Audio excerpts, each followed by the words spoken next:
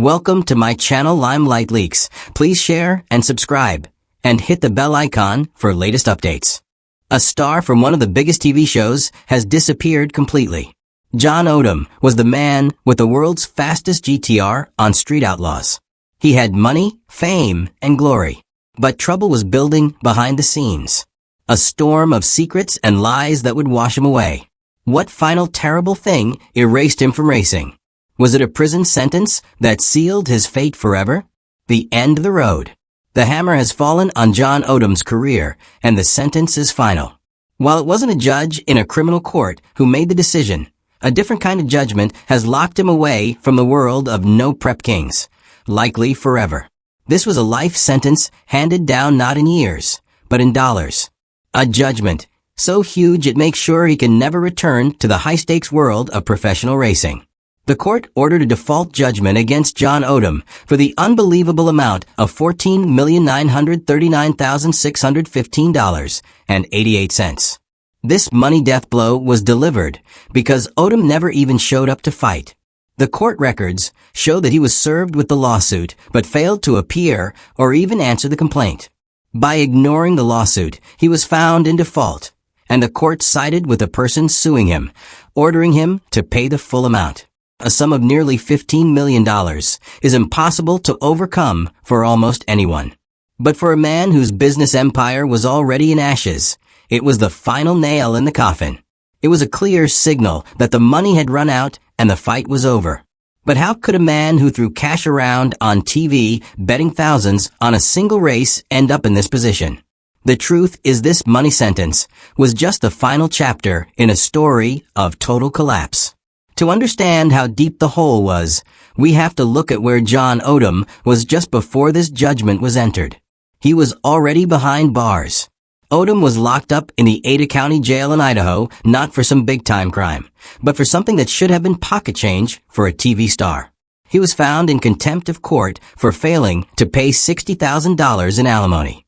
The court didn't give him any breaks. He was held with no option for bail. Think about that. A man who raced a car worth hundreds of thousands of dollars. A car that took a fortune to build and maintain was sitting in a jail cell over a debt smaller than the cost of one of his engines. This wasn't a choice. It shows that his money world had already completely crumbled. The well was dry. There was no money left to pay even this smaller debt because bigger problems were swallowing everything he had. He was already trapped by the legal system when the final multi-million-dollar blow landed, turning his prison cell from a temporary problem into a symbol of his permanent downfall. But a mountain of debt and a jail cell for unpaid bills were not the only darkness closing in on him. Months before this final judgment, Odom was at the center of a different kind of tragedy. One that ended not just with lost money, but with a lost life. The Vegas party that turned deadly. In 2023, Las Vegas was the scene of what was supposed to be a celebration for John Odom. He hosted a Halloween party at the Fancy Resorts World Casino to honor a new sponsorship for his famous supercharged GTR. The party was a symbol of his success, a gathering of friends and backers in the city of high rollers. But this night of celebration would turn into a morning of horror, leading to a death that would drag Odom into a scandal far darker than any money crime. One of the guests at that party was a man named Christopher Tapp. Tapp's life was already a story of unbelievable tragedy and incredible strength. He had spent 20 years in prison for a murder he did not commit. He was eventually proven innocent and set free, receiving a settlement of over $11 million from the city of Idaho Falls for his wrongful conviction. After 2 decades of his life were stolen from him, Tapp was finally free and had the money to start a new life. He reportedly became a major money backer for Odom Racing, using some of his settlement money to invest in his friend's dream. But at that party in Las Vegas, tragedy found Christopher Tapp once again. According to police reports and a lawsuit filed later, another guest at the party, a former professional wrestler and political candidate named Dan Roymer, was involved in a violent fight with Tapp. Tapp was severely injured during the fight. He was eventually taken to the hospital, where he died from his injuries. The Clark County coroner later ruled his death a homicide caused by brain bleeds from blunt force trauma to the head. A man who had survived 20 years in prison for a crime he didn't commit lost his life at a party meant to celebrate a race car.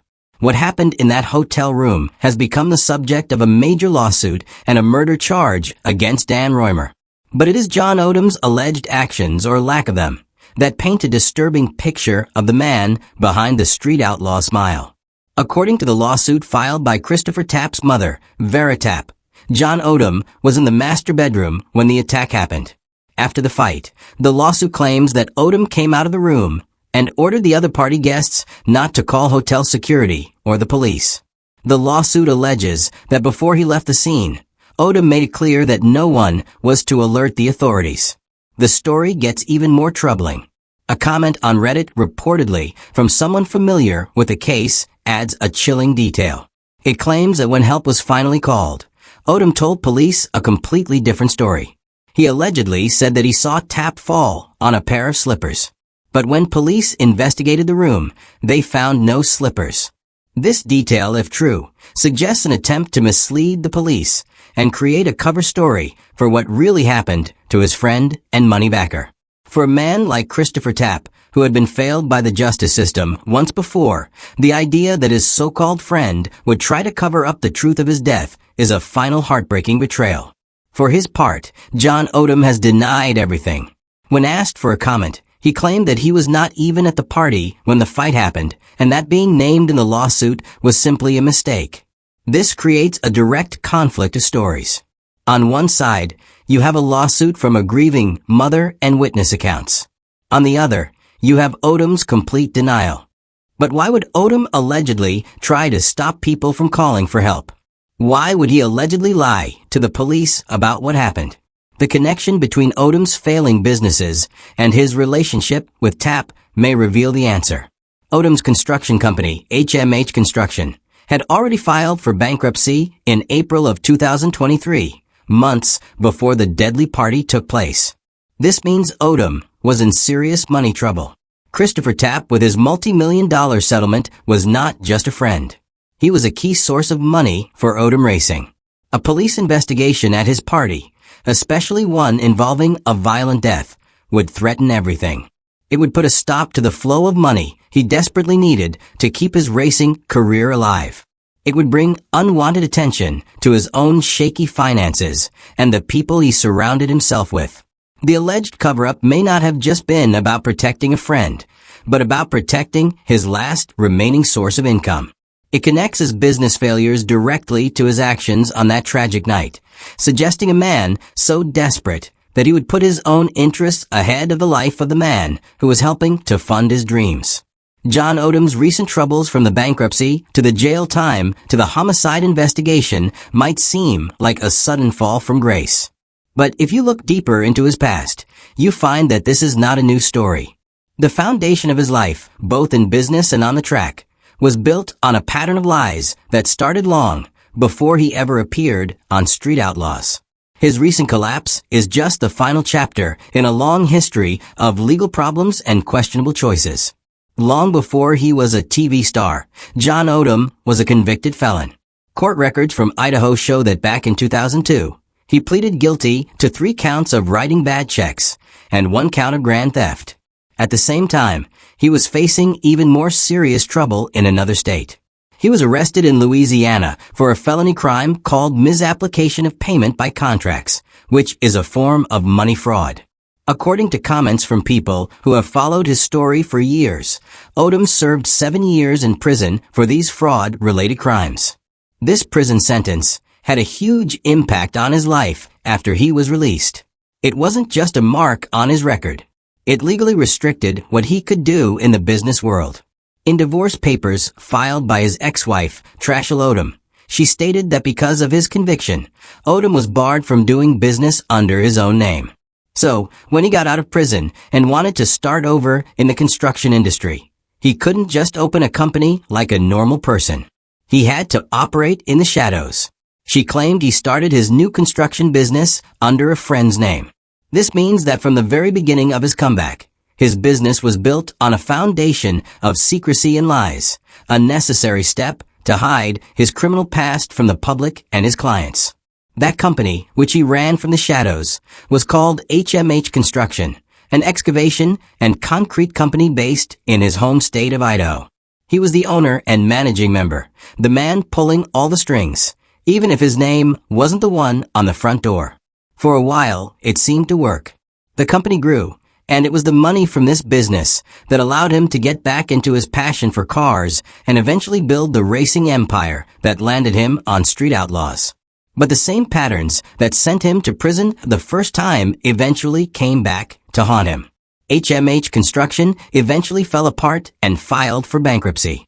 As investigators, called bankruptcy trustees, started digging through the company's books, they found something alarming. They began looking into what they called fraudulent transfers of money. They suspected that Odom was taking money that should have been used to pay the people his company owed, his creditors, and was instead paying himself and his racing team. Specifically, the investigation looked at money paid from the failing construction business to his racing partner, Jim Howe. This connects everything together. The money that funded his flashy TV career, the money used to build his world-famous GTR, was allegedly money that was being taken from a business that was deep in debt. His entire Street Outlaws persona, the image of a wealthy and successful businessman who could afford to play at the highest levels of racing, was an illusion. It was an image built on the same kind of money shell game that had landed him in prison years before. His racing career wasn't just funded by a successful business. It was a direct part of the money problems that led to his downfall. The money he spent on the track was money that allegedly belonged to others. And when the business finally collapsed, the truth of his money house of cards was exposed for everyone to see. The rise and fall of a street outlaw. For the millions of fans who watched Street Outlaws, John Odom was the guy who brought a monster Nissan GTR to a world of American muscle. He was a new face, an exciting driver who came out of nowhere to challenge the biggest names in the sport. But his journey from a fan in the stands to a star on the screen was just as fast and chaotic as the cars he raced. And it was built on that same shaky foundation of secrets and borrowed money. Before he ever sat in the driver's seat on No Prep Kings, John Odom was just like any other fan of the show. He said in interviews that he and his son used to go to Buffalo Wild Wings to eat and watch their heroes like Jeff Lutz, Ryan Martin, and Daddy Dave race on TV. He grew up dreaming of being on the show, of racing against the very people he admired. This story made him relatable to the audience. He was one of them, a guy who loved cars and finally got his shot at the big time. His weapon of choice was the Nissan GTR, a car he fell in love with because of the Fast and Furious movies. But his GTR was no movie prop. He called it the CEO, and it was a true monster. Under the hood, it had a massive 521 cubic inch BAE Hemi engine with a giant PSI supercharger on top built by his partner Jim Howe. The car produced an insane 4,500 horsepower, more than almost anything else on the track. It was so powerful that it set a world record for the fastest quarter-mile run ever by a stock-body GTR. This car was his ticket to fame. His path to getting on Street Outlaws started with success at smaller, but still famous racing events like TX2K.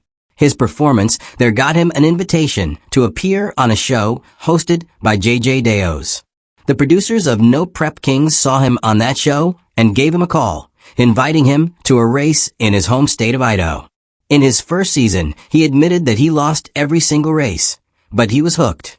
He knew he wanted to compete, and he was willing to do whatever it took to win. The key to his transformation from a rookie loser to a real contender was his partnership with fellow racer Jim Howe. Howe was a respected and successful veteran of the sport, and their friendship turned into a powerful alliance for the 2022 NPK season. Howe didn't just give Odom advice. He built the monster engine for the GTR. He even gave up his own spot at the chassis shop David Monday Race Cars so that Odom's GTR could be built faster. With Howe's expertise and engine, Odom was no longer just a fan with a fast car. He was a legitimate threat to win. But even as they were succeeding on the track, there were whispers and doubts in the racing community. Many fans and other racers were skeptical of Odom. They saw him as a fraud, a man with a shady past who was buying his way into the sport. On forums and social media, people called him a scumbag fraudster and openly wondered why a respected guy like Jim Howe would ever partner with him. Some even claimed that the most important parts of Odom's car, the entire drivetrain, didn't even belong to Odom. They said it was all Jim Howe stuff. These rumors were more than just fan gossip. They pointed directly back to the money crimes that were about to bring Odom's world crashing down. The bankruptcy investigation into Odom's construction company was specifically looking at large payments made from the failing business directly to Jim Howe. This suggests their partnership was not just on the track. It was a money relationship that was tangled up in Odom's collapsing business empire. The very partnership that gave Odom the credibility and the horsepower to become a star on Street Outlaws also dragged Jim Howe into his legal and money mess. It put Howe in the crosshairs of the bankruptcy trustee and damaged his own reputation with fans who felt he should have known better than to get involved with a man like John Odom. The alliance that created Odom's rise was also a central part of his spectacular fall. The secrets behind closed doors. While John Odom was building his image as a successful businessman and a family man on TV, a very different story was unfolding behind the closed doors of his own home. The smiling, confident racer that fans saw on their screens was, according to those closest to him, a man with a dark and disturbing secret life. The accusations that came to light during his divorce were far more shocking than any money crime, and revealed a man who was allegedly living a complete double life. The most explosive details came from his ex-wife, Trashel Odom. In their divorce filings, she made a series of terrifying accusations against him. She claimed that he had raped her and repeatedly threatened her life. Her claims went even further, stating that he was carrying on relationships with nearly a dozen other women, including prostitutes.